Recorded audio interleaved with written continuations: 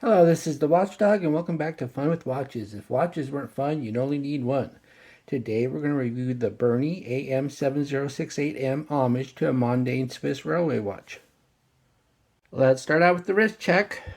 I'm wearing a San Martin SN030G Flieger B watch, and Grogo's wearing my Spectin Zone SP0009-1 homage to a Tag Heuer Monaco. I asked Grogu why he quit the Jedi Academy to become Mando's permanent sidekick. He said that Master Skywalker was trying to turn him into Yoda. I asked him if it bothered him, and he said, "Upset me, Master Skywalker did." Okay, here's the watch. It comes in this box, and it comes in this pillow. We'll take it off with the pillow here. And in case you missed my unboxing, it just comes with a little instruction booklet and a little hang tag. I've never been to Switzerland and probably never will. Way back in 1944, a clock was introduced for the railway system with a very distinct design that is still in use today.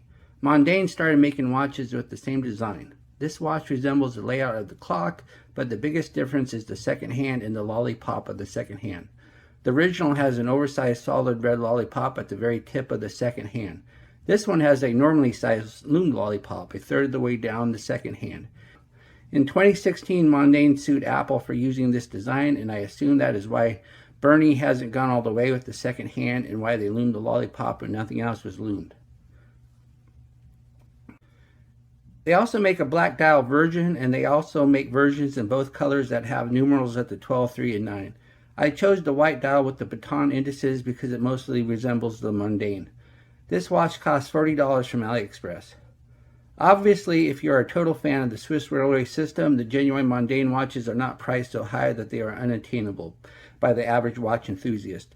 You can buy a Ronde Quartz version of the Mondane for about $250, but if you want the automatic Salida version, expect to spend about $700.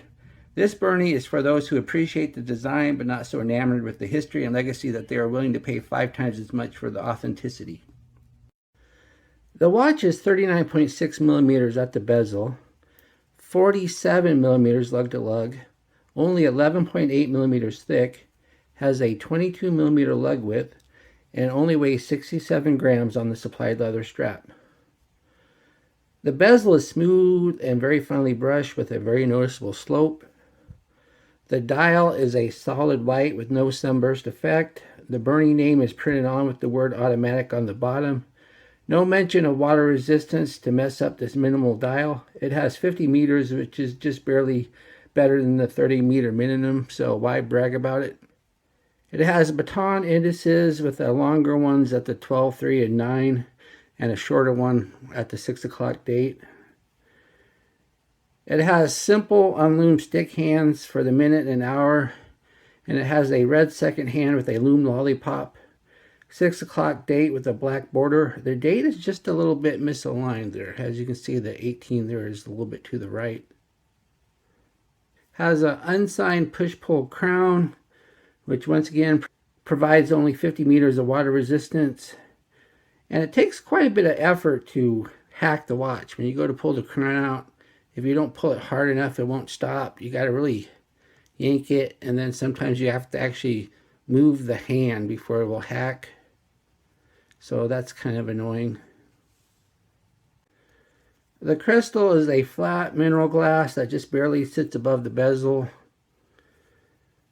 Sapphire would just have jacked up the price and caused reflection issues, so I'm glad it's glass. The case is just a round case with attached lugs. It's solid stainless steel and really nicely brushed. It's a nice case. I mean, there's nothing fancy about it, but it's simple and it does the job very well. We have a screw down display case back, which is fairly thin for a display case back. Look at that. It just barely sits above the case. It gives the model number and the water resistance, and it shows off the Seagull ST1612 movement. It does have a signed rotor, but other than the signature, the rotor is pretty much the stock rotor. See, it says Berny there, and that's about all the decoration of the rotor. Here it is on the time graph. As you can see, compared to that Skami I reviewed last time, this is a much better movement.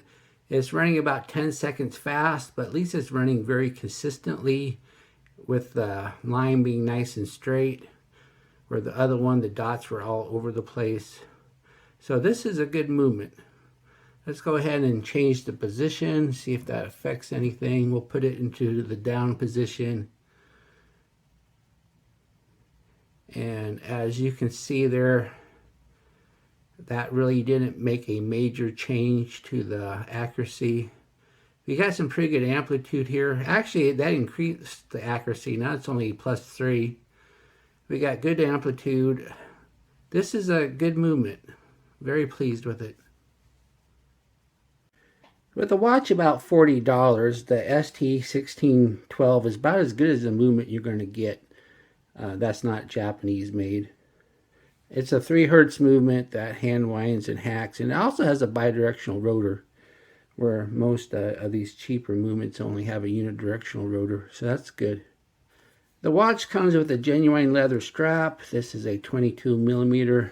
The strap's really nice. It's fairly thick, but it's soft enough where it doesn't really need a big break-in period to be comfortable. And it also has quick release, so that makes it really nice if you want to change straps. So, very pleased with the strap.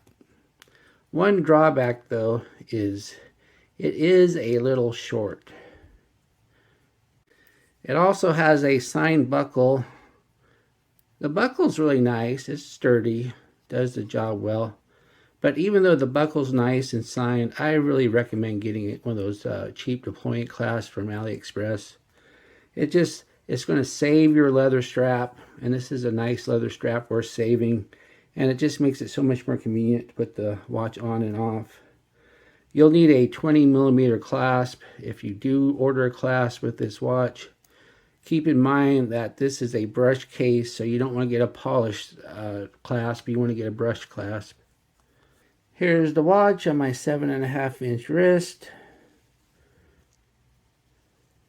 I have 3 notches left on this strap, so if your wrist is much bigger than 8, you might need a bigger strap, but if you're 8, you should be fine. I really like the stitching on the strap too. It looks really nice. Even though the second hand is loomed, nothing else is, so there's no need to go to the loom room. Once again, I think the only reason the second hand is loomed is to keep it different enough from the mundane so they don't get sued. What do I like about the watch? Well, I like the design. It's a really nice design. I like the fact that it's fairly thin for an automatic. It's just nice and flat on the wrist. I like this sturdy, comfortable strap with nice stitching and quick release. And it's a good automatic movement for the price. That Seagull ST1612 is a good movement, and it hand winds and hacks.